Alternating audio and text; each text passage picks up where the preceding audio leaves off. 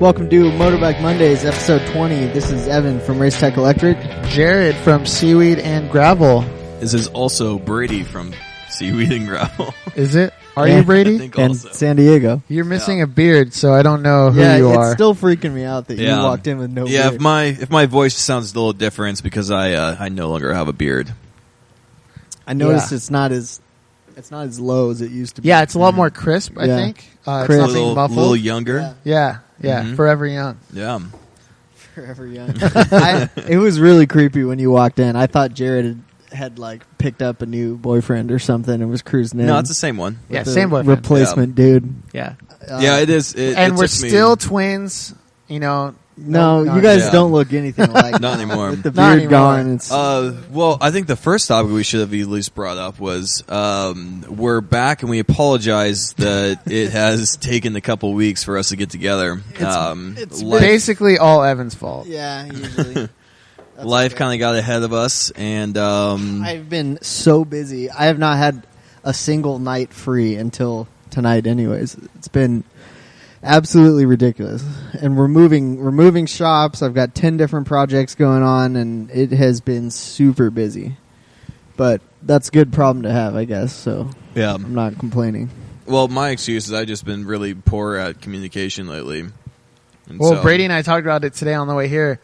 He was like, well, I just assumed that you were in contact with Evan. And I said, well, I was just assuming that you were in contact with Evan. No, nobody wrote And me then back. Evan, Evan never tried to contact either of us. And so. no, that's total bullshit. There was one last week. I text messaged and I called Jared, but I think you said you're on a flight because I didn't leave a message. So if your phone, Yeah. but I it- was, because I was out of town for work. or a that lot. could just be a convenient excuse. It's one of the two. I don't. he was know. he was out of town for work a lot. But that's okay. I was. Well, the it first worked out well. the Anyways, night 'cause I that we didn't were really have supposed time. to continue this episode 2 or part 2 was we were coming over. We were ready to come, and then you said, I canceled Oh, hey. that one. Yeah. "Hey, I didn't go to work today, so I can't do the podcast." Well, it was like 4:00 though. It wasn't that late, but I was not here. I was working at home that day. All right. Well, we figured it out. It was Evan's fault. I don't know if we all agree with that, but anyways, we're back and we're going to finish up part 2 of top end rebuilds. We're going to come up with some cool new topics for the next few weeks. I'm going to I've been meaning to do it and I forgot. I'm going to send out emails to the guys that we met at Saturday school and see if I can line us up some guests in the next few weeks. Oh yeah. So that would be awesome. There was the suspension dude. I can't remember what his shop That'd be was. a really I thought cool that guy. that would be really cool, and the guy from Buchanan Spokes would be Yeah. interesting too. So, and the rep from Motul. Motul, yeah. Mhm. So I have his card actually. I just found it today. I'm gonna email all 3 of those guys. There was one more too. I can't remember who the last one was. Those dudes that had the shop that did Triumphs or whatever. They were right next to us, or next to the Spoke guys. They're in Long Beach. I don't remember. They had like a Triumph racing team in a shop or something. They seem pretty cool. Although we've got Triumphs pretty well covered with John and Dom, but I don't know. Anyways, we'll try and get some interesting guests lined up coming up soon.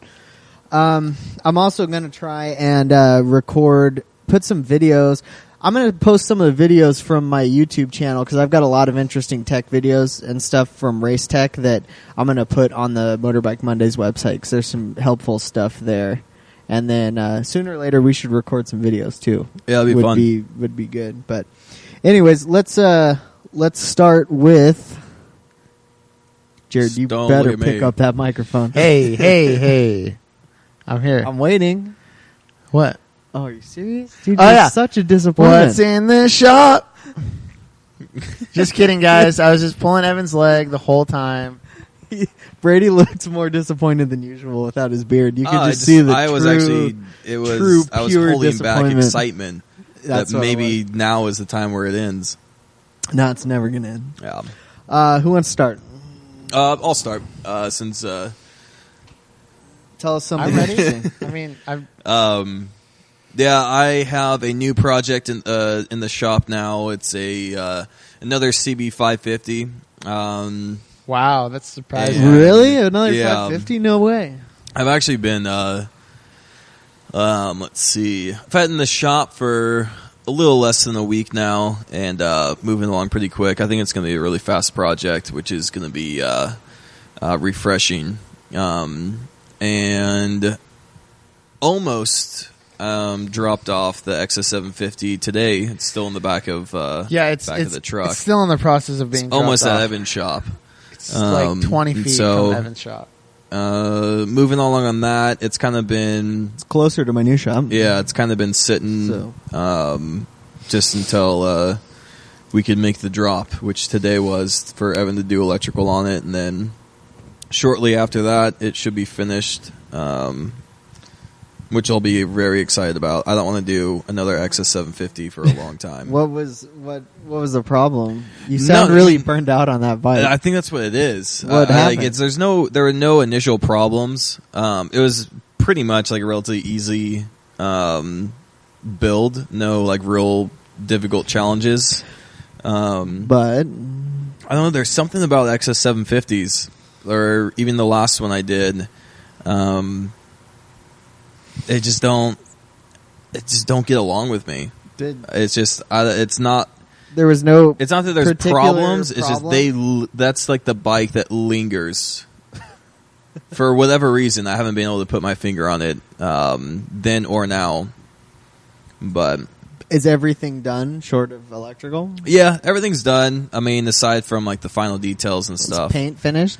On the frame and stuff, I still have to paint the tins, which I just wanted to get the bike out of there. So, Got it. in case of some overspray in the atmosphere Yeah. of the shop, that it doesn't, because it is a metallic paint and that that'll stick to black and show. right. And so, That's a good idea. so yeah, I'll be finishing that up this week.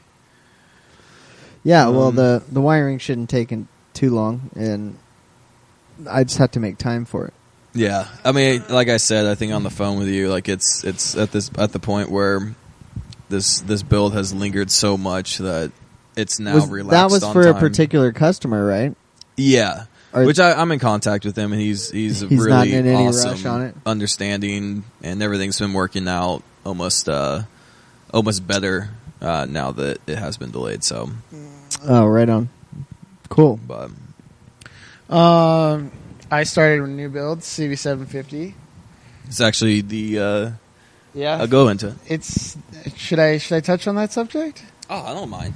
It's actually going to be a revitalized bike that has been sitting dormant for, I don't know, probably since mid-December, I'd say. Yeah, it's conveniently around the same time that I broke my my thumb. Yeah. It Wait, happened. this is your old bike? Yeah. I sold it for the build. It runs and everything. I mean, it needs a rebuild, motor rebuild. It needs some new crank gaskets. Have you had it running since the Yeah, since you I've dropped ridden it Oh, you around have? our shop. What's a crank gasket? Well, they're difficult to find. But if you can track crank one seal. down, a crank gasket. They're in the blinker fluid section. Yeah, exactly. But yeah, crank seal. Sorry, guys.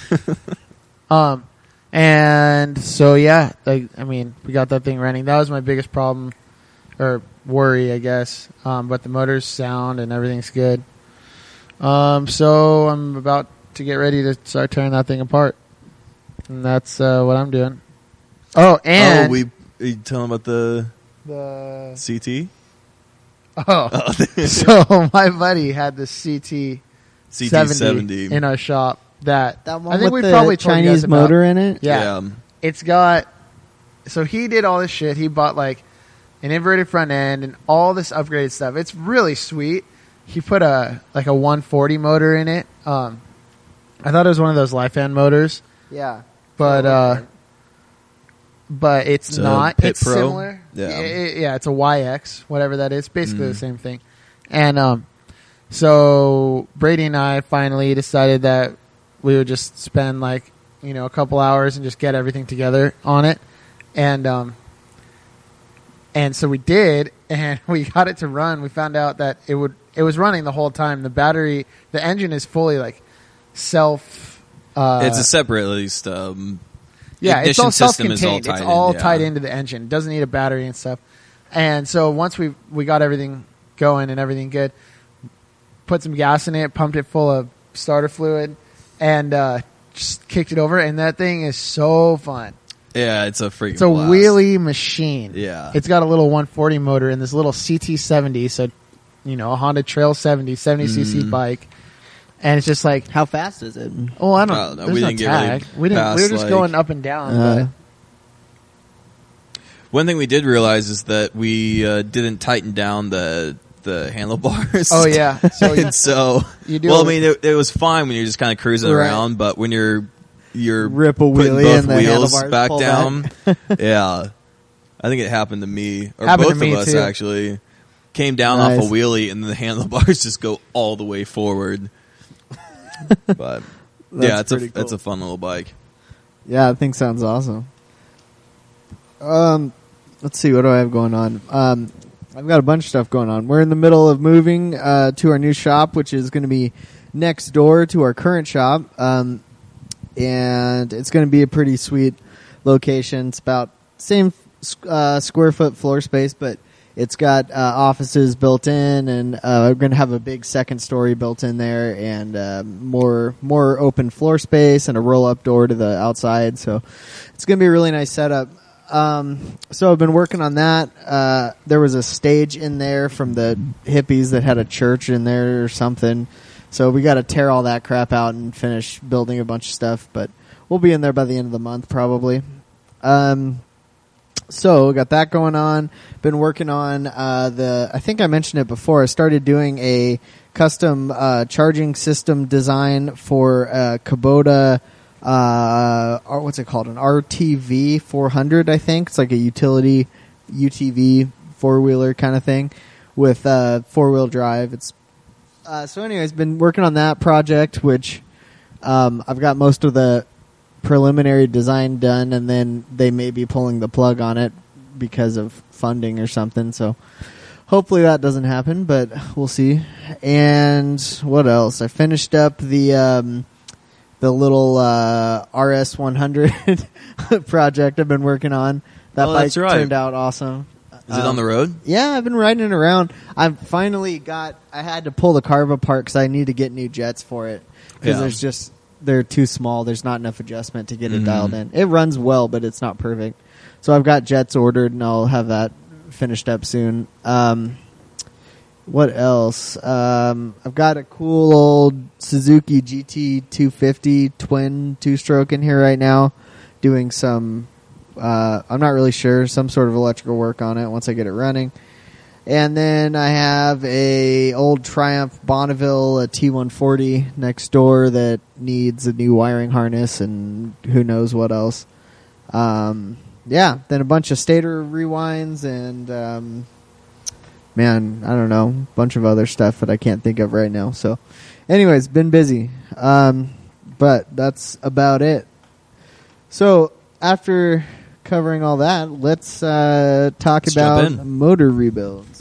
I'll start this top off. End rebuild. This is part 2 of our top end rebuild. Go back and listen to episode 19 if you have not, because it covers. We're kind of jumping in where we left off there. Yeah, it kind of the first part talked about disassembly, inspection, stuff like that. So we're going to get into the assembly portion of this, and also some more. We'll go ahead and just say assembly and the rebuild essentially process. But first off, I want to start off where I actually did make a mistake on the last one when we had that conversation about the scoring on piston skirts. I did make a mistake. I was unsure of it and thought that I was possibly right, but I was very much wrong. The reason actually for the scores and stuff like that on the piston skirts is there's multiple multiple causes of it. or possibilities, but the common ones is like, say, debris in between, debris in the oil, between the piston and cylinder walls getting through there can cause some scoring, scrapes like that. Another one too, which is a good reason not to, for many reasons, but this one specific, to ride any motor hard when it's cold and not up to operating temperature, is because more than likely it's an aluminum piston which heats up much quicker than the cylinders and cylinder walls, and so that aluminum will expand faster than the more than likely steel cylinder walls, and so then as you run the motor harder, there's more heat involved in there, and it will actually score because it's essentially swelling and riding against the cylinder walls. Another could be too tight of piston to wall clearance, but we won't get into that now, which brings up the next part is rebore. As I was writing the notes for this, I found out very quickly that we could easily talk about this in a podcast on its own. So more than likely that'll be the next podcast, is going through the reboring process. That's boring out the cylinders to accept larger pistons. Yeah, that would be... I've never done that, so I would love to know more about that. Yeah, I mean, it's not something that you do yourself. You take it usually to a machine shop, but at least, I mean, the main focus we're doing is explaining everything and trying to be as informative as possible. And so this is the actual. We'll be explaining essentially what the machine shop will be doing, so you have a better understanding. And we'll go through, and how to how do you choose how big to go? Exactly. What sizes are available? And also. Cool. When it is time, say, for a rebore. Well, and versus, if you have to do a rebuild, does it make more sense to go, to rebore for a bigger size versus... Because you have that option sometimes. Like a 1-over or 2-over, or, say, a big bore where you're actually boring it out for performance. And how do you make that decision if you should or should not? So we'll cover that more than likely next episode, just to keep everything close, and that way if you are waiting for this one, say, to rebuild your motor, it's you can have that information as quick as possible. Sorry if you've been sitting with a motor apart disassembled for a couple weeks. Sitting on your workbench just waiting for the next episode. Yeah. Oh man, I hope you had that thing covered. So picking off apart. or not picking off, but picking back up where we left off, the motor should be completely disassembled. Everything kind of examined and checked out. Now we're going to get into the process of assembly and go through each step of that, and kind of broke it up into the different parts of the motor. So I'll continue on, and we'll jump into pistons. So once your pistons are free, you want to make sure you want to thoroughly clean them, and clean, and part of cleaning it is also cleaning out the piston ring grooves where the piston rings actually sit on the piston. A little trick for this: they do have piston ring scrapers or groove scrapers, but what I've always done is just take your, say, existing ring that you're going to be replacing, break that in half. And just so edge. You can easily maneuver it, and on not the end that you had broken off, but the clean cut from the clean cut, go through and just kind of gouge out all the gunk and grime if there is some in there. Use it as like a scraper almost. Yeah, exactly. And I think the term you were looking for was the factory cut. Factory cut, thank you. Yeah, there you go. I got you, dude. Thanks, got you. Did we talk about last time basically how to decide whether or not you should reuse your piston? Yeah, I think we touched on it, but also we are definitely going to go over that on the rebore process. Okay, got it. And so once you've cleaned up the piston thoroughly and the piston grooves, you now should be able to install the new piston rings. And now when you're installing the piston rings, make sure, of course, they are going in the appropriate grooves. Some generally, like on a 4-stroke motor, there's 2 compression rings, the thicker rings. Then you have 2 oil rings and a oil scrubber, which is kind of like the zigzag, like this, kind of like Charlie Brown T-shirt. Yeah, perfect. Like a lot of chevron. Did I tell you about that idea that I had? Is this appropriate on air? Or? Yeah. I want somebody to come in that wants a build that loves Charlie Brown and wants a Charlie Brown tank. Oh, I think you did mention that. Kind of cool. I don't know why. I don't really particularly like Charlie Brown, but the oils, like the scraper ring, like that, it's basically responsible for wiping the oil back down the piston wall, or the cylinder wall. But why is it zigzag shaped? It's like a squeegee. You know? It's zigzagged or even waved. I don't know that, to be honest with you. How does that make it more of a squeegee than it just no being idea. straight? No idea. Maybe that kind of makes sense, because if you have angles formed from the because it's zigzag, cylindrical, you know, maybe that does allow it to like kind of let the oil pool up into the groove and then push it down. Yeah, that would better, make sense. I guess. I assume. I mean, that's what makes sense in my head. I don't know if I'm just like pretending that makes sense or if that actually does. Yeah. But there has to be some reason, because they're pretty well, much all made maybe that we way. can think on that in the next episode, since we are going to be still on that topic. We can come back with an answer for you. Good to cover. I'm going to make a note here. And another thing that you want to be aware of, I would say very important. And on 2-stroke motors, it's usually just 2 compression rings, since there is no need for oil rings and oil scrapers or scrubbers. The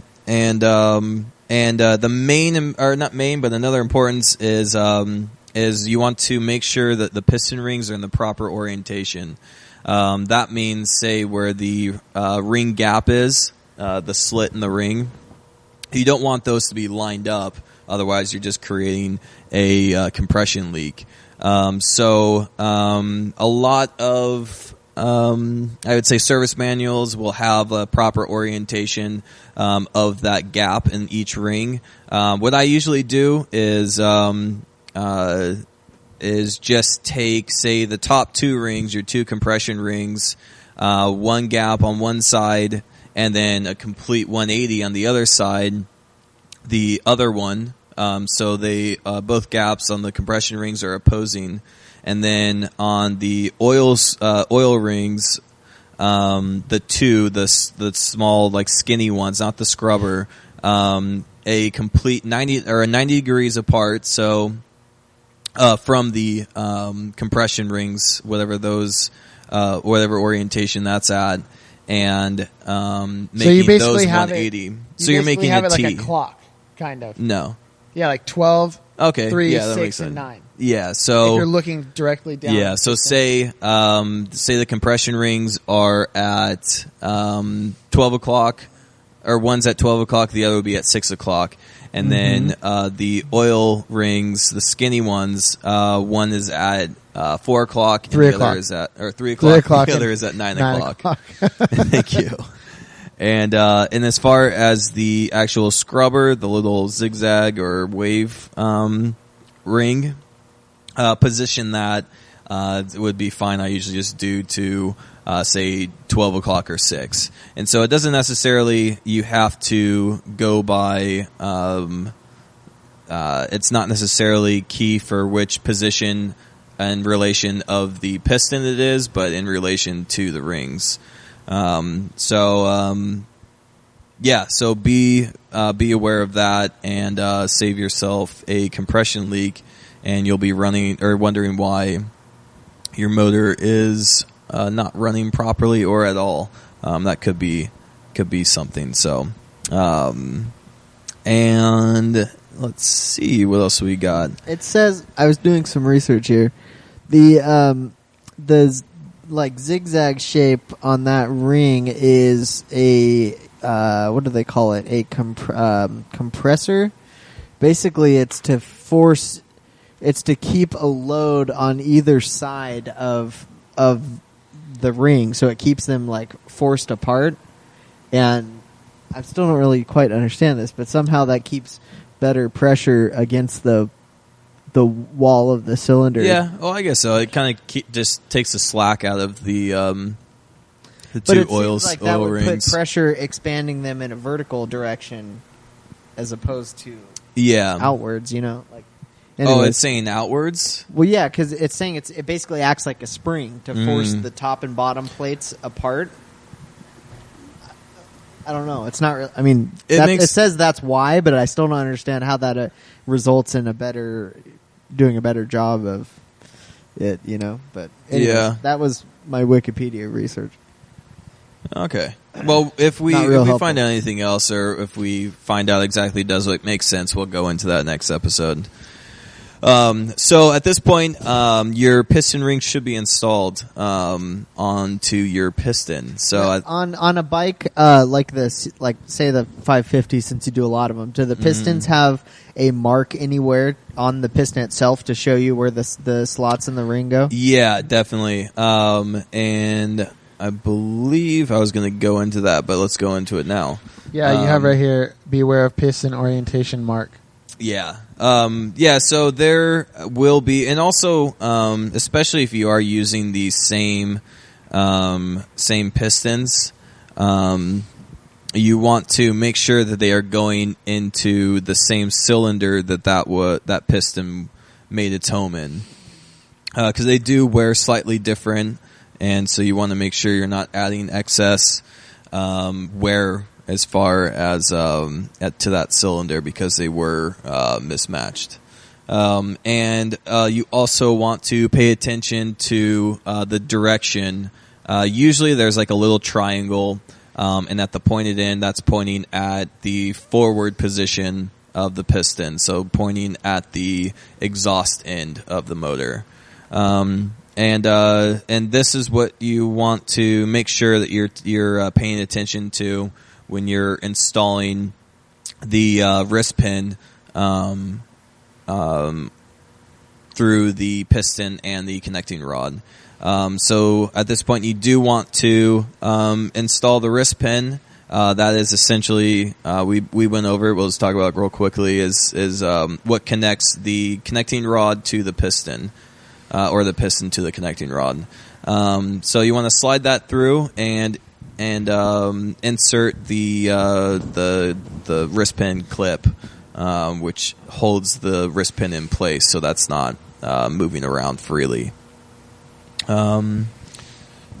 Deglazing? Yeah, I guess I'll talk about this real quick. I know it was talked about a few times possibly before, the difference between deglazing and honing.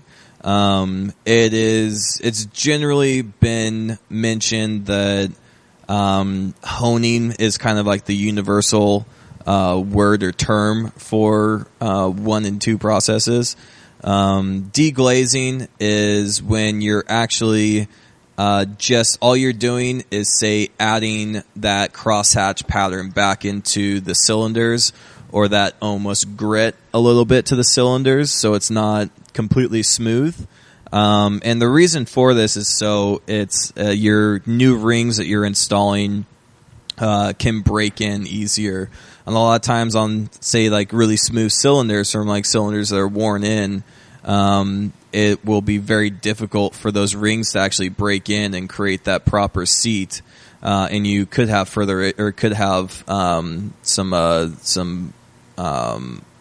oil passing through those rings, and burning oil and getting into your compression cycle because of this, because your rings aren't broken in properly. Different tools for deglazing and honing? Not necessarily. Deglazing is the process, and like I said, you're not necessarily removing material, you're just adding those cross hatches. It's a light scuff, essentially. Okay. And honing is more, that term is related to, say, after rebore. It's you're honing that bore out. You're you're fine tuning it. Like honing is actually like removing material. And it's like deglazing is like prepping the surface. Exactly.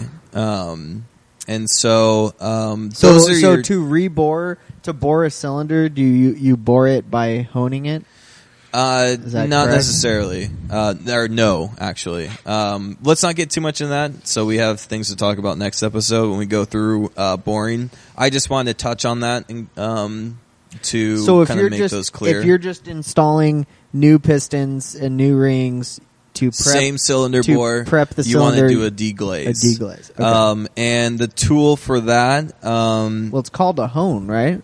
Yeah, it's a try. It's like that a thing that I honing let you tool. borrow. Yeah, that's Yeah. actually called a hone. Exactly, Yeah. and you can use that to say deglaze, or you spend a little bit more time and fine tune that bore right to the proper dimension Which of your. those things work awesome. Yeah, definitely. That tool works really well. Yeah, in a drill, and it's easy, and it looks good, and it's clean. Mm-hmm. And, anyways, well, so and did you mention the actual process of doing it with? no. Oil? If you want, I'll just jump into that, and someone can pick up after it. So now that we kind of described the differences between deglazing and honing, we're in this step. We're just simply going to be talking about deglazing. So just adding the cross hatches, adding a little scuff to the cylinder walls.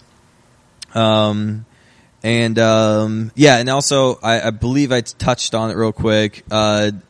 Deglazing or adding those cross hatches to the cylinder is very key again to when you've installed new rings to essentially create that break-in of the rings. Without it, there's a good chance those rings will never break in properly, and you can run into issues from that.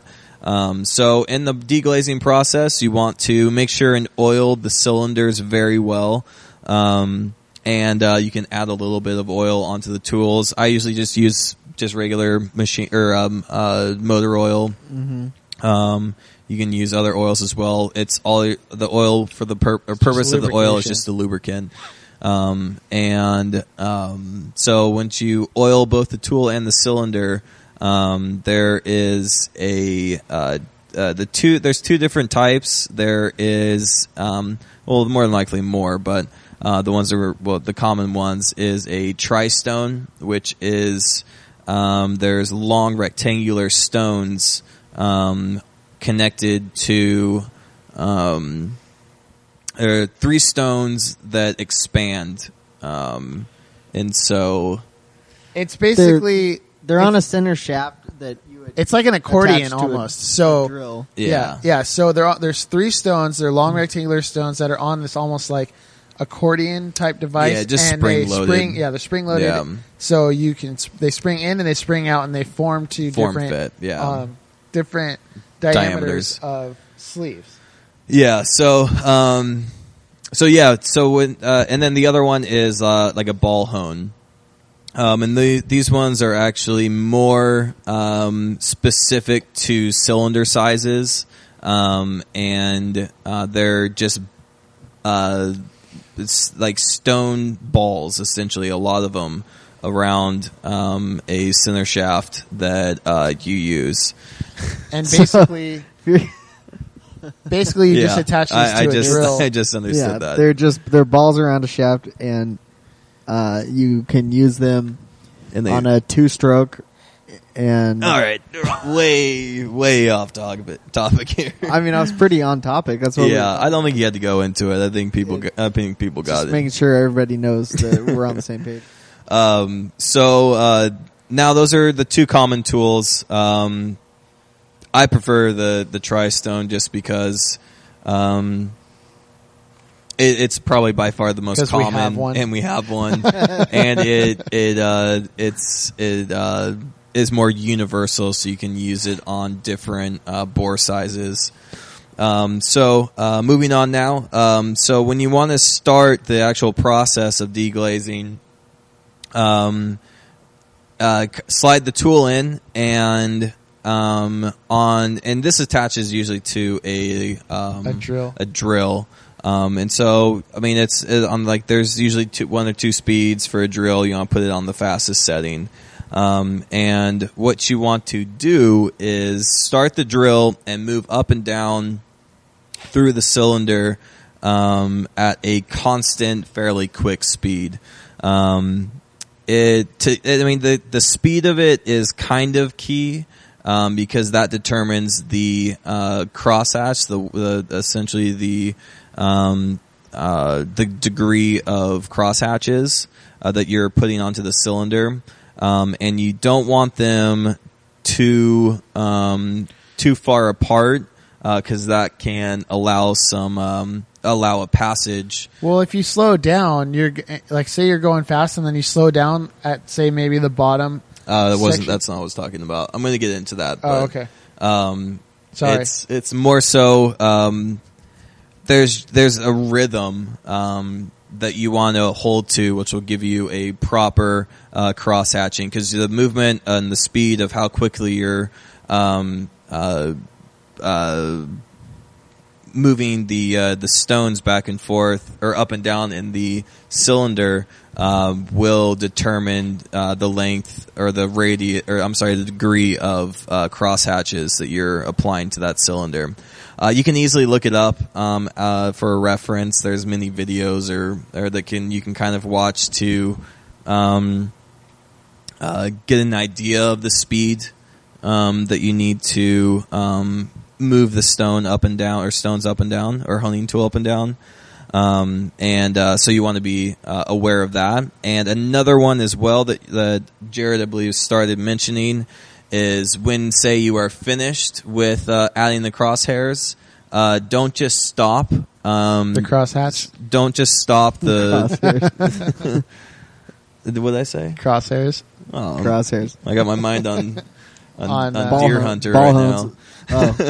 So, I was playing Deer Hunter earlier too. Yeah. It's awesome. You don't want to just stop the drill, say mid cylinder or anywhere. You want to keep that drill engaged while you pull the tool out of the cylinder. And that way it keeps a consistent crosshair or cross hatching throughout. And what you don't want to do is add horizontal lines or scores to that cylinder, because that just allows for possibility of oil to run through there. So that is quick run through on deglazing. And you don't want to spend, again, you're deglazing, you're not honing. So you're not trying to remove material, you're just trying to score, or not score, but just scuff up and create those cross hatches. So be quick about it. It doesn't necessarily need a lot of time, and it should be, say, no more than 30 seconds of proper strokes. And and if it needs more, take a look at it. It should kind of have like an even cross hatching throughout the entire cylinder, and that should determine whether you go more or not. Yeah. So removing old gaskets. What? Quick question: is that something? I've always done that every time I've done a top end. Is that something that would cause a problem if you don't do that at all when replacing? Yeah, more so. What would happen if you more didn't so do that? like, say if you are replacing the rings and putting new rings in, right? Those rings do need some break-in period, right? And say there's a previously worn, somewhat smooth bore on the inside of the cylinder walls, right? You want something for them to kind of grab, right? Yeah, because they need to break in and create a good seal, like low compression, right? Low compression, or possibility of oil passing through the rings, because it's not blow by, because you got exactly a spot where the ring can't see. It's not smooth. worn in to fit. Yeah, all right. That makes sense. Another thing too, for this reason, say on like a freshly rebuilt motor, I use the crappiest, like low quality motorcycle motor oil that I can find, because you don't want to pretty much like with the good motorcycle motor oil. It reduces friction, which is good for longevity and less stress on the motor. There's less friction, but for a break-in period on especially your new rings, you almost want to encourage friction. So the cheaper motor oil will be less lubricating. It'll still lubricate, of course, but be less of a job. Or doesn't do as well as, say, a higher quality motor oil. Plus, on a new motor, you're going to want to change the oil after a break-in period. Yeah, anyway, and I would say after like 500 miles, change the oil out. And there's a good chance you might see. I mean, hopefully not. We're not talking like chunks or anything, but it'll. Like metal flakes, but that oil on a fresh break-in after say 500 miles will be significantly dirtier than say a normal 500 mile oil condition on a already broken in motor. Yeah. So once the rings and the motor is broken in, you want to remove all that. You want to remove that oil. Because there are, say, very, very tiny metal shavings and fragments, or metal dust, essentially, in that motor oil that you want to add more wear and more friction to that motor once it's broken in. Yeah, because that grit will be floating around in your oil. Exactly. And, the filter's going to take care of as much of it as it can, but you don't want that then.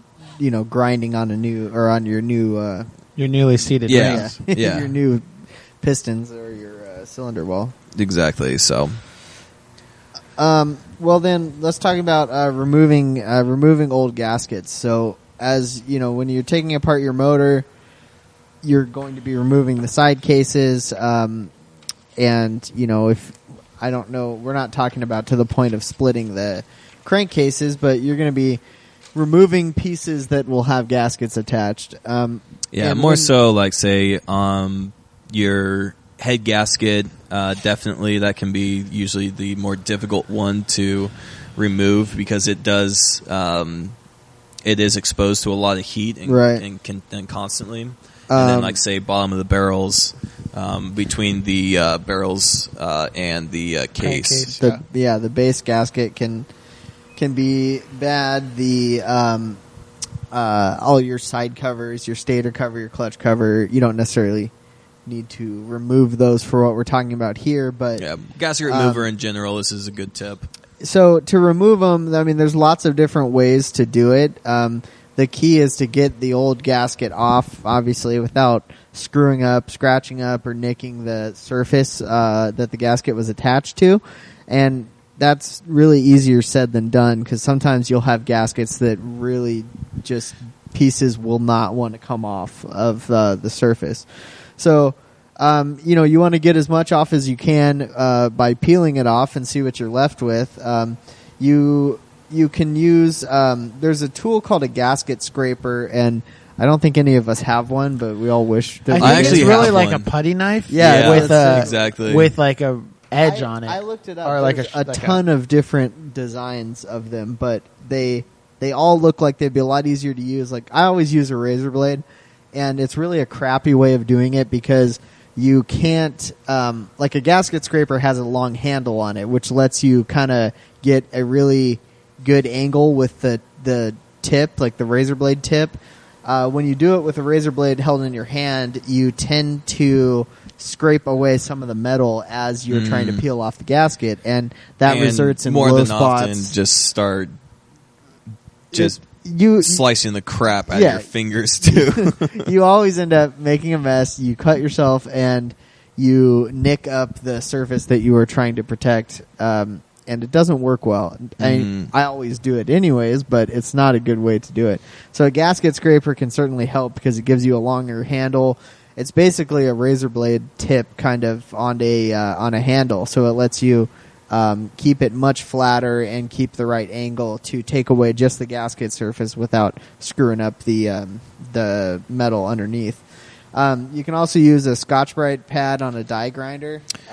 I've never actually done that. How's that work? That is by far the best way and fastest way to remove gaskets I've found. And that won't scrape up the surface at all? Well, it depends on which pad you use. Okay. You want to use the finer Scotch-Brite pad, which is the green one, I believe. I've even used like the maroon, which is their medium coarse grit, and been fine doing it, just being more cautious of not gouging or pitting the gasket surface. So we're talking about like the green Scotch-Brite pad versus green Scotch-Brite the pad, maroon Scotch-Brite pad. which like I said, I have used both.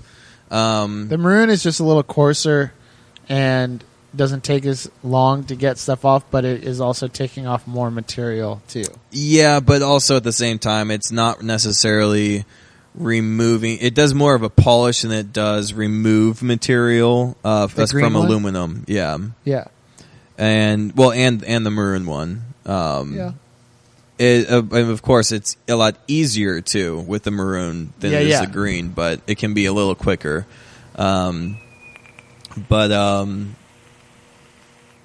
Yeah, so Scotch-Brite pad is generally what I usually do is use a razor blade to get the bulk and like the big chunks off. It can be a lot easier that way, and then go back and completely clean the surface with a Scotch-Brite pad and go over it pretty quickly and making sure being careful not to spend too much time in one little area, because that's how you do create an uneven gasket surface.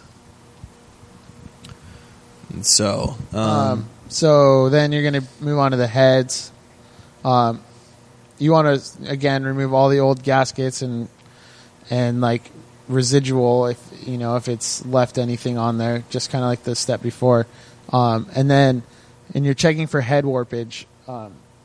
So you want to thoroughly clean the heads, and then after that you're going to replace the valve guide seals. As well, and then you're going to move on to head resurfacing. And I've never really I can go over this. So if you want to hit that. Yeah, I haven't done that either. So this is, the way that, at least I guess I'm about to describe is kind of a process that you can do at home. And again, like Jared mentioned, primarily like when you check for head warpage, I believe I've used like just a really flat piece of steel that I know, like the welding bench. Mirror is the way. And that I've done it. and Jared said Evan said piece of glass or a mirror or something like that.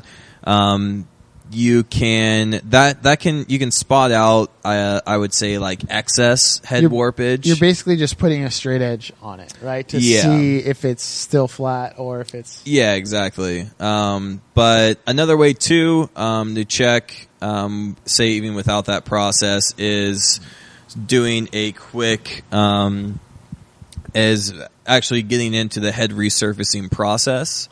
And this is something I guess I can explain real quickly. You can look it up too with more thorough details on, say, how to prep this. But essentially, finding a very flat surface and getting, say, like a glass panel and making sure that's secure on that desk, and then getting a large sheet of wet sandpaper, wet or sand-dry paper, or what did I say? Or wet or dry sandpaper. Wet or sand or dry paper. And say using contact cement and applying that and adhering it to that sheet of glass that's secured onto the table or workbench that you are working at. And what you're going to be doing is taking the head and you're going to be in a circular motion going over the sandpaper. And wait, why the whole head? Yeah. Why would you have, if you just took your head off of the bike, like why would there be why would it not already be flat from the factory? Well, I mean, Because it warps from heat. Yeah, I mean, it can slightly warp. There can be, say, even just removing the gaskets, you can create a low spot, say, gouging out for the razor blade, which is easy to do. Is this something that you should do no matter what, or is this something that to be honest with you, I've done it many times without. But without what? Without resurfacing it, examining the head very thoroughly and making a decision there. Which it should be, and I am going to start making it a more routine process where I at least go over it a couple passes, right? To it give me, which I'm going to get into in a second, give me an idea of how much it needs to be resurfaced as far as taking. Well, I guess I'll go into it right now, and I'll probably answer your question. Yeah. So, and again, I forgot to mention, I usually start with 220 sandpaper that should be coarse enough to get going on it, but not too coarse where it's actually removing too much material. Again, you're not trying to remove a lot of material. You're trying to just gradually get into it till you remove enough until it's completely resurfaced and completely flat. Oh, and again, you want to use a lot of WD-40 because again, it's a lubricant, and it's a less it's not so abrasive. It kind of smooths everything out. It's a lubricant, I guess. And the reason I say WD-40 is a lot of other lubricants and say oils can break down the paper and also kind of clog it up. So WD-40 you want to use a lot. I usually spray it all over the wet sandpaper or wet and dry sandpaper, and also some on the head itself. And so say go about 30 seconds in a circular motion, and circular is important. You don't want to do straight lines because all you're doing is just creating grooves into the head surface or gasket surface that potentially could be a weak point and can blow a gasket from compression leaking through just that small little passage. Circular motion keeps everything I guess less likely and prevents causing those grooves. So after about 30 seconds of this, I'll check the head surface, and you'll be able to see the sanding marks, and you can check and see the high and low points in the head and give you a better kind of depth of field of how much resurfacing needs to be done or not at all. And so I'll continue doing this as long as necessary. Keep checking the head surface to make sure all my valleys and all my ridges are gone, and everything is completely flat and a solid surface. Yeah, that's when you're moving it around like this, the high points are going to get sanded and have marks. Yeah, exactly. And the valleys, the warped parts. Yeah, you'll still see kind of some of that. Yeah, it won't be so sharp. Yeah, it'll be. Yeah, exactly. That's just a good way to see. Just keep going. I explained that when you when you were gone. I was just getting it, clarification. Yeah. In terms. And so once I feel that the surface is completely smooth and it is good, I will, and all the high and low spots are gone. I'll do a final pass with 320 grit sandpaper to kind of give you that finish. And especially on older motors in general, I would say you can get away with this on newer motors. I would do some additional research.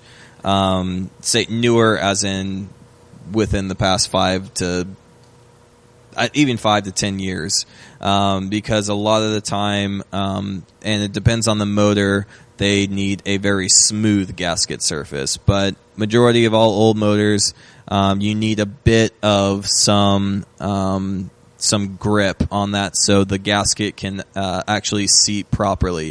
If it's too smooth, it gives the oil a much easier time to actually pass through and go in between the gasket and the gasket surface on the head or the barrels. So 320 is more than enough. You don't want too much, of course, but the 320 should be sufficient of a surface to adhere gaskets properly. So there we have head resurfacing. Yeah. So, and again, there's lots of, say, forums or, say, online tutorials on not only how to make your setup as far as... I'll see if I can find a good YouTube video on that. And it's a very easy process, and it shouldn't be too intimidating. I mean, it is a little, like, I understand that, but like most things that we talk about, it takes that first time to realize that it's not as complicated as it may seem to be. And again, if you're finding that you have to usually after that first pass, when you can kind of get a better depth of field of where the high and low spots, at this point you can get an accurate kind of decision whether or not it's warped enough to where you need to actually get it machined and resurfaced. Yeah, but for the most part, majority of the time, if it's not too warped, you can do this process very, very easily and quickly, and not have any trouble with it. So, let's see. I'm reading about valve lapping. I've never done this either. I can walk you through it at least. You can keep going, and when all right, I'll start. There's probably a few things I want to chime in that I didn't write in. I mean, I know in theory what to do, but I've never actually done this. So, valve lapping. The point of this is to get all the carbon off of the valve and to have it seat well again back or seat into the head. Not necessarily get the carbon off of it. It's to reseat, essentially to match the valve surface to its hole in the valve seat. Does lapping actually refer to like you're recutting the angle in the valve and the angle of its mating surface in the head, I wouldn't right? say cutting, more so seating, grinding. Okay, so it's also, I mean, it's valve seating is valve lapping is the term, but it's also known as valve reseating or reseating valves. You're just making the surfaces match. Yeah. Again. Okay. Right. Well, you and go this through this isn't- because I don't feel like I'm qualified. Okay. What is a like a valve lapper? Is there a specific tool for doing this? Yeah, essentially it's just a suction cup. I don't do that because it takes a long freaking time, and it's very primitive. How does that just look it up real quick. It'll make sense. Just Okay. look up valve lapper.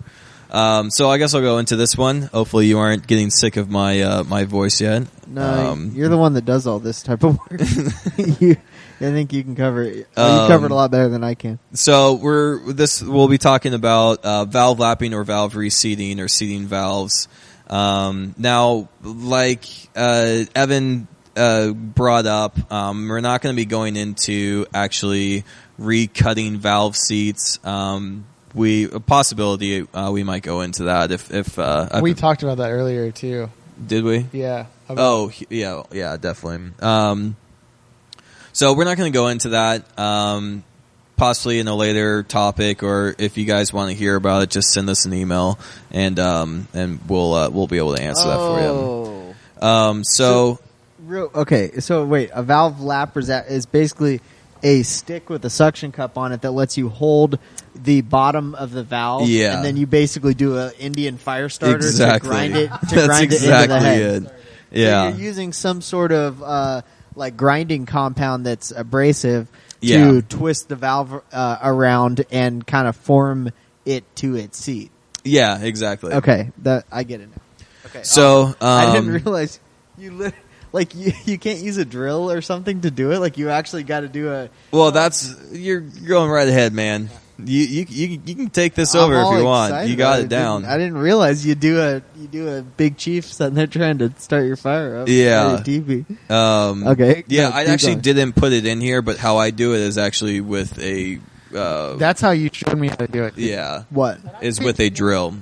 I've yeah, seen videos that's the and first seen thing that people, popped into my head. Like that makes a lot more sense, and I'm surprised. I've seen people knock that and say that it's not a good idea. But as long as you properly, you put like a piece of fuel line or something over the stem. Yeah, exactly. Then you're fine. Yeah. So you would use the drill like. Do you know what, how about we just I'll go over it, and Yeah, if it doesn't solve any of your that's questions, better. or answer any of your questions, well, I'll be glad to go into it more. Yeah, so what I do and what you should do too is say you're reusing the valves, which more than not you will be able to, is remove all of the carbon deposits off of the valve before I get into the valve lapping process. I've used wire brush with a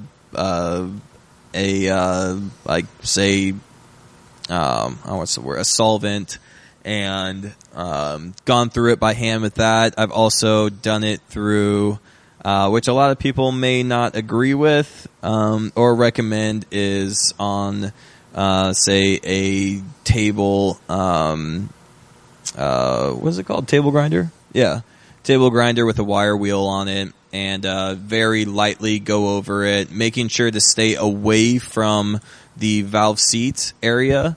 The end of the valve, which because you don't want to score or scrape that. You could damage the valve, or at the very least make it difficult to or spend a lot more time trying to reseat that valve. So remove all the carbon deposits off of the valve, and at this point you're not ready to reseat or lap your valves. So there's a valve grinding compound that you can pretty much find at any auto parts store.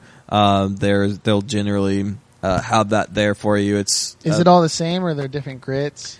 It's all the same. There's, I believe, water based and oil based valve grinding compound. I've always used the water based. Because it's a lot easier. It's a lot easier to clean up. So that's what I use. Unfortunately, I don't know the difference or purposes why, there are the oil-based and water-based ones. We'll look that up. If there's any quick reason we can find, we'll let you know. This one or the next episode. So you want to apply a light coat of grinding compound around the valve seat, or the valve stem, or the valve, just on the surface where the valve and the valve seat actually contact each other. So you don't want to go overboard with this. You don't need a whole lot of it. Just put a little on, a light coat around, and insert your valve into the valve guide. And I'll explain the valve lapper tool that Evan mentioned. This is essentially exactly like he said, a piece of, or a stick with a suction cup on it. And you just start a fire with it. If you do choose to go this direction, it takes a little bit of work, but so you do this with the head upside down, upside down. So you're putting downward pressure on the valve, basically exactly. closing the valve. Yeah, and you're not putting a lot of force on this because that can just score the valves and dig in a little too deep. You want to just put just enough pressure on it, a light amount of pressure, if any. If anything, just rest your hands down on it, and that'll be sufficient. You don't want to put any force on it. So you want to do this, and in a back and forth motion, like starting an old Indian fire, and do this for a while, and then pop the valve off, check it, and also rotate the valve, say 90 degrees, continue onto it. That way when you're rotating the valve, that you're not just grinding down in the same area. So you want to make sure that it's grinding evenly around the entire valve seat and valve. So doing this, it does take quite a bit of time with the hand valve lapping tool. And I've got a question. Can a valve in use, like when the motor's running, can a valve rotate at all? Do you know what I'm saying? Like so say when you're doing this, when you're lapping the valves, you're actually spinning the valve to mate its surface to the head, okay? Mm-hmm. But in normal use, the valve basically is clocked at a certain location, and it's never really going to rotate, right? Yeah. I'm not 100% on this, but I do know. I'm not completely sure about this, but I do know the valve should be staying in the same place. And if it is rotating, there's generally an issue. Yeah. So what you're saying is it shouldn't be rotating. It shouldn't be rotating. So it almost seems like you would want, I don't know how you would do this, but you would want to lap it at a specific clock location where it's going to be running, so it seats the best. Well, no, I think that's why you do it evenly all the way around, so that no matter where it's placed. Yeah. It's all warm, or not warm, but all seated. If no it's matter all the even, rotation. it doesn't matter. No matter the rotation of the valve. Well, that makes sense, because I don't see any way you could clock them a specific way and force them to stay there. Exactly.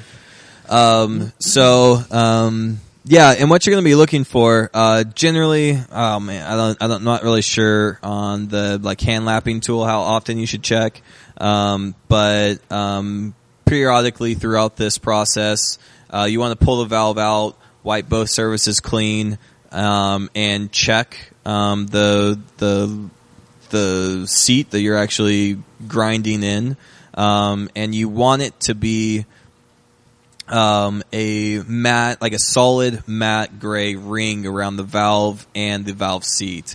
That's actually where the grinding compound is grinding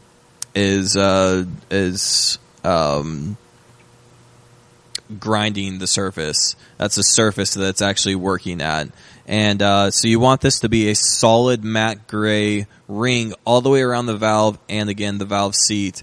Chances are there could be some pitting. You want to try to lap that out. Essentially, you're grinding that out. If it's too, say, deep of pitting, chances are you don't want to. It could be kind of past its spec. With some research, I'm not sure if they have this in the manual.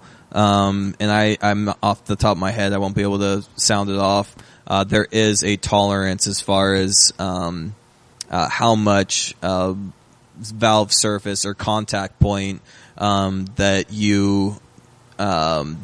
is within tolerance. If there's too much, you can just be weakening that seat because you're actually grinding in too much into the seat and the valve. So you want to look that up as well. And that could determine whether or not you need to replace the valve or valve seat, which I mentioned we weren't going to get into because that's cutting new valves and stuff like that. But for the most part on these older bikes, it's not necessarily common to have to replace the valves because of that issue. It is hardened steel that you're dealing with too, and so it's pretty durable stuff. But let's see. Moving on to I guess the other process rather than the hand valve lapping tool is the process I use.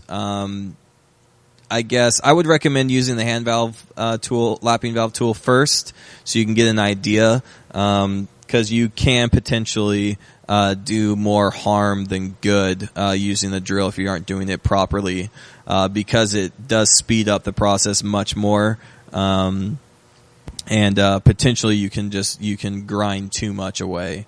But to do this same process, you add a light coat of a valve grinding compound to the valve or the valve seat, and insert the valve through the valve guide. And what I usually do is take a small piece of tubing, maybe 1 inch to 1.5 inches to 2 inches, whatever it may be, and that will snugly fit around the valve stem, the end of the valve stem. And as the head is on its side, so you can actually maneuver this, then lock in the other end of that tubing into the chuck of the drill. Reason for this is so you don't actually you're not inserting the valve stem into the chuck of the drill. It's metal to metal. Possibility also, it is a rigid fit, and so as you're rotating it, with that tubing in there, it has some flex, and there's a possibility that you can even bend that valve from this, and you don't want to score the valve itself either. And do this on a very slow speed if you're going to be doing it on the drill. Doing a very slow speed and kind of push the drill in, lifting off of the valve seat periodically throughout this entire time. And that'll kind of bring some of that lapping compound or grinding compound back into the area which you are grinding. Again, you don't want to add too much pressure, just kind of just enough to where it's enough pressure to where it's actually just seating onto it with no additional force. And so you're going to be following the same steps and inspect it here and there, see how far along you need to go, or if you've already gone long enough and that solid gray ring is around both seats. And let me think. And at this point too, if it's say on the valve that it's only you're only getting that gray ring or portion of that on one side, that is a sign of a bent valve, and so you want to that may be a sign as well that you need to replace that. There are ways to straighten the bent valve.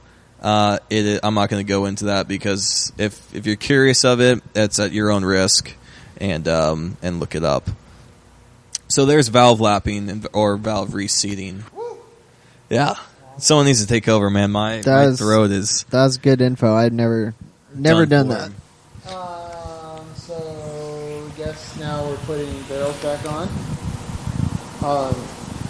So, obviously, you've already cleaned all your surfaces and everything, got your old gaskets off. So, we're putting our new gaskets on. And then, when you're sliding the barrels back on, you're going to want to either by hand or if you have a piston ring compressor, slide the pistons back into the cylinders, and then you're gonna. How since you guys have done this, like most of my experience with a lot of this stuff, it's from dirt bikes and doing it on single cylinders, where it's really no big deal at all. You don't need a compressor. So how do you do it when you're putting the barrels back onto a 4-cylinder bike? I do it by hand because I don't have a spring compressor or ring. How does a ring compressor work for a multi-cylinder bike? Is it one at a time? It's one at a time underneath. I guess it'd be the same as. It's different from say a car motor most, but it just sleeves around the piston. And super thin, man. Oh, okay. It just compresses them, keeps them like inside or level to the surface of the piston. Yeah, okay. And then you push the piston. Yeah, there's that way, and there is... Here's a way showing it with multiple ring Yeah. compressors on each cylinder. That's definitely, I mean, it can't... I've used them before, but to be honest with you, I may not have been using them properly, which I'm pretty sure I was, but they had the tendency to be more, or just as equally as difficult, or if not a little easier, or just as difficult by doing it by hand. The bottom of the barrels are kind of tapered a little They're bit tapered to a little allow bit, the exactly. ring to kind of compress itself as it slides on. Exactly, Right? and I just kind of either very gently with the screwdriver, a flathead, kind of hold one end of the ring on one side with my finger, the other kind of gently pushing it with my finger, or with a flathead. With a flathead, you want to be very cautious not to score that ring, of course. Right. So I wouldn't necessarily right off the bat try or recommend that. That makes like sense. anything, you don't want to be forceful. If you're forcing it, your chances are you're causing damage or likely to. And I usually start with the say on the 4-cylinder, the middle 2 inside cylinders first, and then once I have those ones in place, then I will rotate the crank so they're all at the point in the rotation of the motor to all 4 cylinders are even. Yeah. So in the middle of its stroke, and then work on the outer 2 at that point. Do you? I don't see a note on here for it. Do you, like, every time I've put them back together, I've put oil on the cylinder walls. I didn't write that in. Yeah. So that certainly helps. Yeah, to get it certainly the helps rings to slide in. Yeah. And again, it is a lubricant, and you are dealing with metal to metal, and you never want to. You don't want to screw up your new deglazing job. Yeah, and you never, anything metal to metal, you always want to make sure there is a lubricant with moving parts. So just use some of your cheap motor oil that you're using for break-in. Yeah. And oil the cylinder walls before you do this, and that'll certainly help. Yeah, exactly. And also, say if the motor has been disassembled, you want to oil that as well if it's going to be sitting for a period of time. Right. It is mild steel and will surface rust and corrode, so that oil can help protect it. So now that we have all of the pistons and piston rings compressed and into the barrels, you're going to gently seat the barrels down onto the case. Anything to add to that? No, not necessarily. I think that's good. Yeah, and sometimes you like the little dowels that position the barrels in place if it has them on that motor. You want to make sure those are aligned before you start adding force. If it feels like it's hesitating to seat all the way down to the case, there's probably a reason for that. Yeah, you want to make sure that those are properly lined up before you start getting the big hammer out and start damaging things. Yeah, and it is common to kind of use like a dead blow or a rubber mallet to gently kind of tap around the barrels to seat that down and get them seated into the into those dowels.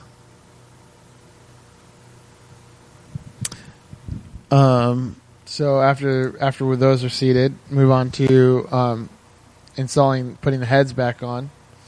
So we've already covered that pretty much. I don't think we need to go into detail about how to reinstall everything, right? Yeah, it's as far as like the springs or the valve, installing the valves.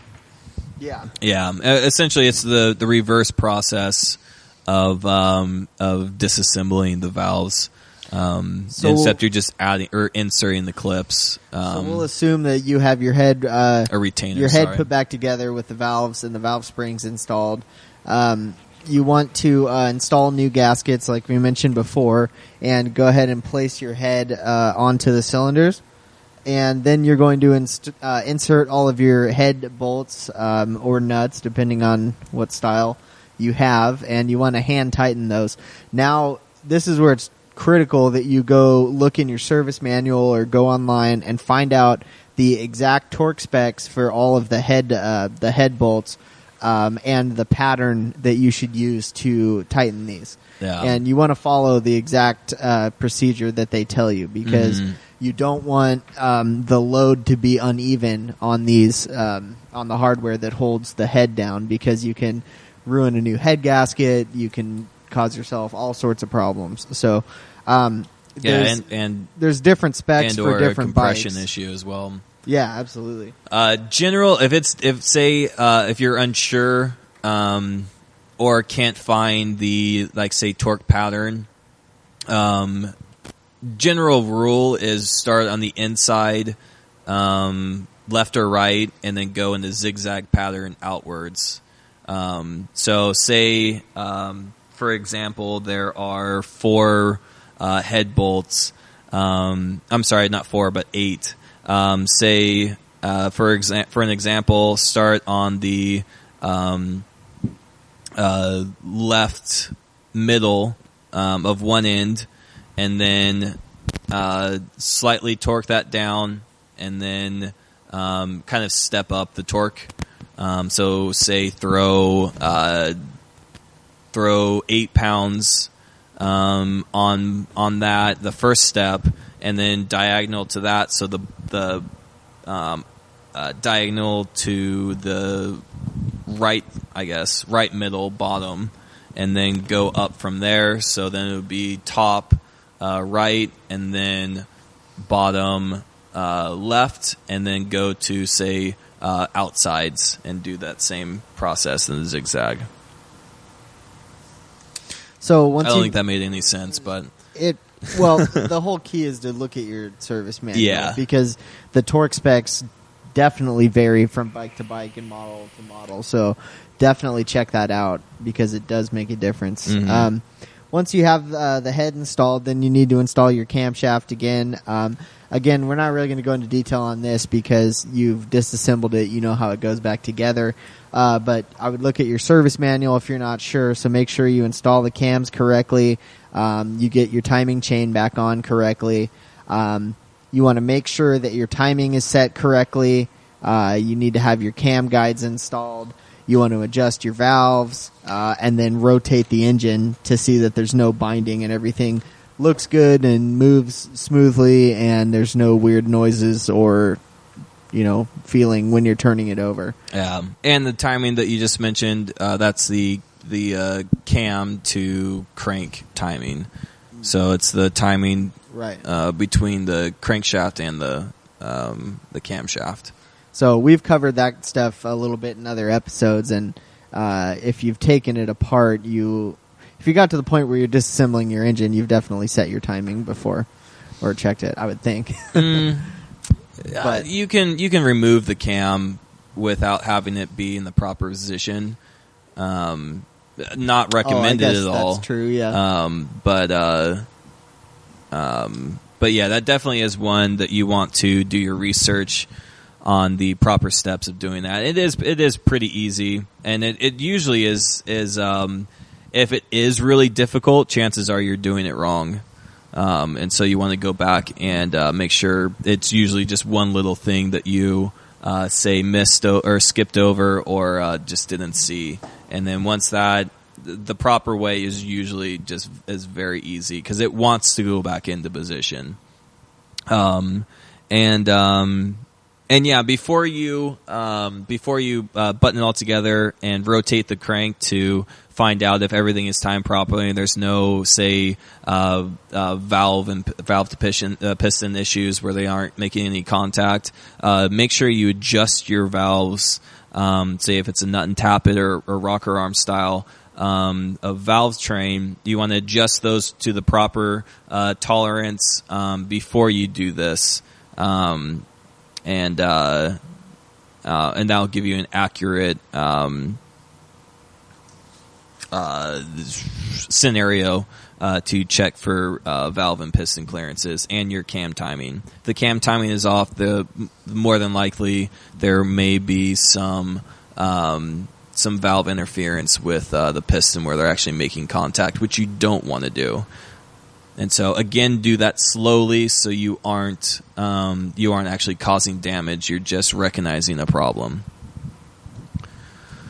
So I think that about covers it for the completion, almost completion, I guess, of the top end rebuild. We will more than likely go into the steps and process of reboring cylinders to the proper oversized piston size next week. But hopefully that gives you guys an idea on that process and maybe eliminates some of the fear of unknown of what to expect. Yeah, let us know how it goes. Yeah. Let's read an email. We got an email from Coleman, who was at the Saturday school event. I remember that guy. Yeah, I remember meeting him. He was watching and taking notes when we were going over valve adjustment and stuff. Oh, at the end of the botched day. that. He was there all day, though. Yeah, he was walking around solid all day. He was a nice guy. So he said, the first episode was shit. But I loved it. Said I met you guys at the day of Saturday school last month. I was the asshole that was unashamedly taking notes and answers on the answers to the million questions I asked. Thanks for answering all my questions and for not making fun of me as I drooled over your bike. I'm still looking at buying a 70s bike and turning it into a tracker.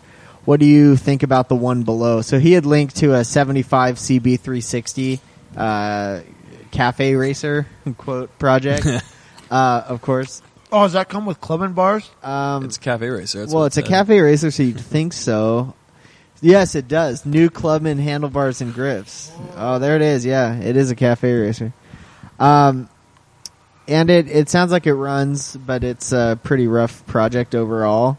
It looks like it's all there. Yeah, it is. It's It looks complete. like a really good start for a tracker. And for $1,650, it seems reasonable. It's not like You might be able to get Yeah, him down a you little can bit probably from get that. him down from that. That- That seems a little that high bike- for what it looks like. I would say if you come out of that If around you- 1200, Yeah. Yeah. I was gonna say 12. You'd be in good shape there. But what I think about that is it's a good bike to start with for a tracker, especially because you can buy scrambler pipes already for that bike. I believe they're the same as the CL like 350. Yeah. Same head mounts. So yeah, you can buy those already used. Throw some low tracker bars on there, get rid of those clubmans, and it'd be a pretty solid first bike project, especially if you wanted to go for a small tracker. It'd be a good little bike. Yeah. I love the 350 or the 360s. They're cool. I like the them a lot. 350s too, but that extra gear is so appealing. So he'd asked what we thought about it. That's your answer. He said, I know you'd have to come check it out yourself to give an accurate evaluation, but what do you think from first glance? And how's the price point? If it looks rad, please don't buy it out from under me. That'd be a dick move. I would say, I mean, just from the looks of it, I would not expect it to be in like great running condition. No, not at all. But as far if it's even running or even running terribly, that's a good start. Yeah, definitely. Yeah, I mean, if your first project and it's going to be a project, I say that's a great start. I The think price it is looks about good. right too. It's not too enough is there to where it's not overwhelming as far as it just is complete crap. Yeah. You should have seen my first bike. It had like half of what was there. Not Yeah. even half of what was But there. Yeah, it's not bad. The closer you get to $1,000 on that, the better you're gonna be. yeah, I'd say 16 is a little high, but I'm pretty sure that guy knows and is expecting some. Yeah. Well, he says OBO. He also Yeah. says take into account what it needs and don't be a jerk. Yeah. So, anyways, yeah, I think that's a good start. Definitely. He said, let's see, enjoying the podcast, keep up the good work, and I enjoy the shameless amount of shit you talk, and I'm sending this email. I know there's a 75% chance it'll be mentioned on the show. Well, congratulations. You made it. You made the cut. So anyways, yeah, thanks for sending us the email. It's a cool bike. Let us know if you get it, and hopefully that works out awesome. Yeah, I think I remember talking to him too now. Yeah. Yeah, I he's remember a the cool guy. We had a comment on the website from Keith on the, what episode was this? On the How Carburetors Work episode that said, great episode. I've been having so much trouble with the carbs on my 79 CX 500. I can't seem to get the left cylinder to run without the choke. Hearing you guys talk about carbs has given me a much better understanding, and I will be looking at them again this weekend. So that's cool. He never wrote back, so I don't know if he got it running or not, but I don't know. That was like over a week ago. But yeah, Keith, send us another comment on that post and tell us what happened with it. Or if you have any scenarios that we might be able to help you out on, yeah, we'd be definitely. glad to help. That's about it as far as emails and comments go. Rick asked, how much was I asking for the RS100? He's in Ottawa, and I don't think I ever said it was for sale, but. Well, that's surprising. Everything you have in here is for sale. Everything's for sale for the right price, Rick. So send me an email. Oh, speaking of for sale, I sold the KZ. Oh yeah, today. Yeah, that sounds like a good deal. So I'm happy about that. That'll be cool. So anyways, I think that wraps it up. Check out the website, motorbikemondays.com, and yeah, get in touch with us. Let us know what you want to hear about, and we'll be back next week with a new episode.